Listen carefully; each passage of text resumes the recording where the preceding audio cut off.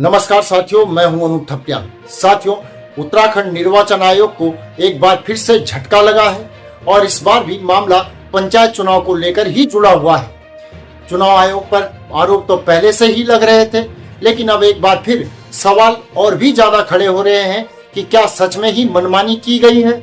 Nainital high court ने अब सीधे सीधे कहा है कि जिन लोगों का दो जगह वोटर लिस्ट में नाम है वह पंचायत का चुनाव नहीं लड़ सकते हैं।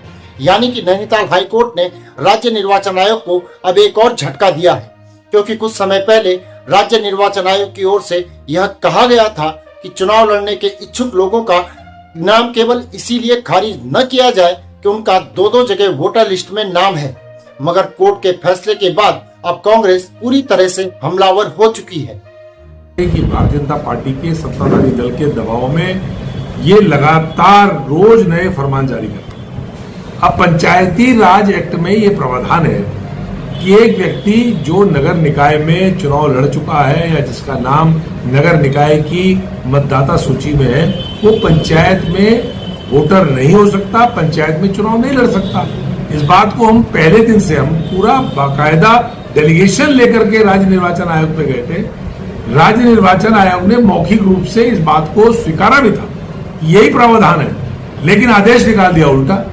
आज सरकार को और राज्य निर्वाचन आयोग को मुंह की खानी पड़ी। वहीं राज्य निर्वाचन आयोग पर पहले दिन से यह सवाल भी उठते रहे हैं कि चुनाव आयोग सरकार के दबाव में काम कर रहा है। सरकार या सत्ता पक्ष जो कुछ भी चाह रहा है वही किया जा रहा है और इसीलिए अब सरकार और निर्वाचन आयोग दोनों की साख पर सवाल उठाए जा रहे हैं। दोनों पर ही अब लगातार तीखे प्रहार भी हो रहे हैं।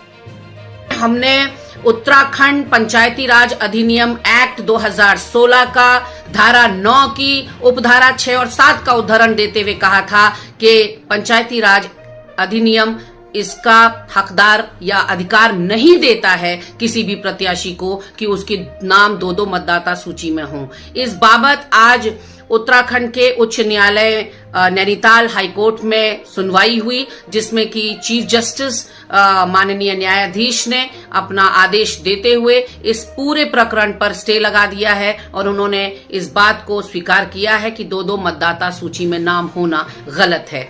अब तमाम तरह के सवाल खड़े हो रहे हैं कि सिस्टम किस तरह से काम करना चाहिए, सिस्टम ने किस तरह से काम किया है और सिस्टम अब आगे किस तरह से काम करेगा।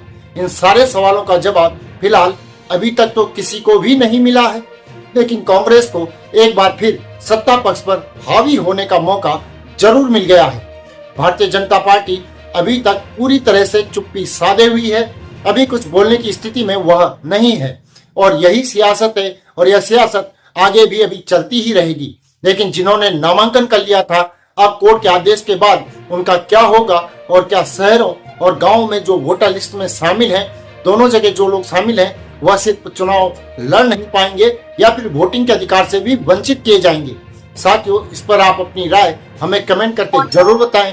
हमारे चैनल को सब्सक्राइब करें, वीडियो को लाइक और ज्यादा से ज्यादा शेयर करें। अभी के लिए इतना ही। अगली वीडियो में जल्द ही पुनः आपसे मुलाकात होगी। तब तक के लिए नमस्कार।